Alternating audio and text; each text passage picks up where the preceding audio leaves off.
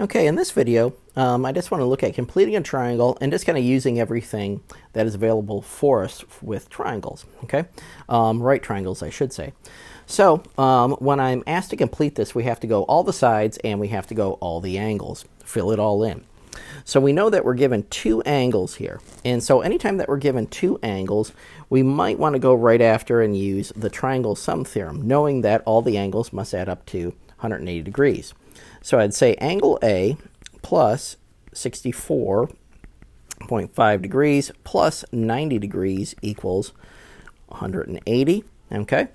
Angle A is going to, oops, let's not skip ahead, plus, let's see, we got 154.5 degrees equals 180. And if I subtract from each side, I believe we're going to get angle A is going to give me 25.5 degrees, okay?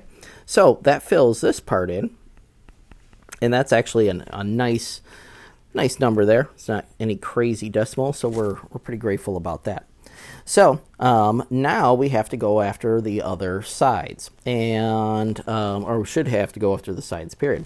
So I'm going to use the 64.5, and I'm looking at this and I'm saying, all right, I have an opposite side that is blank. I have a hypotenuse side that is blank, but I have an adjacent.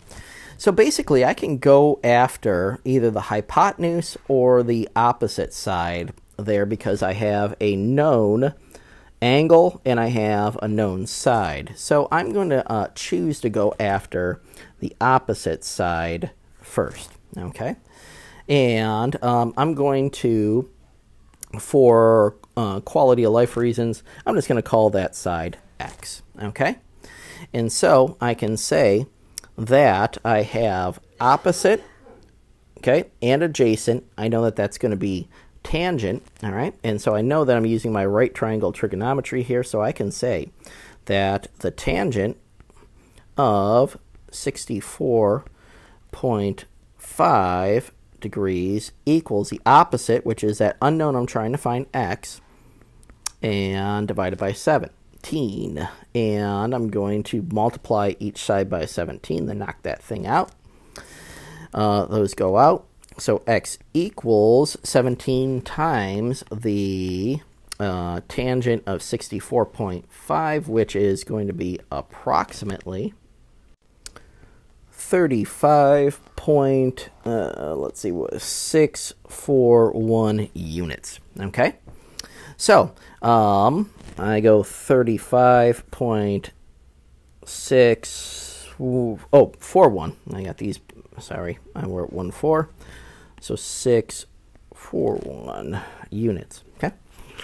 So the third method that we could use to find the last side, which is going to be right here now, which is the hypotenuse, is going to be, let's use Pythagorean Theorem, okay, just to use all three of them in tandem.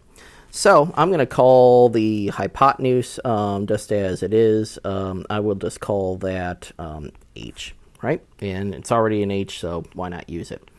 So going after the hypotenuse, I would have, using the Pythagorean Theorem, 17 squared plus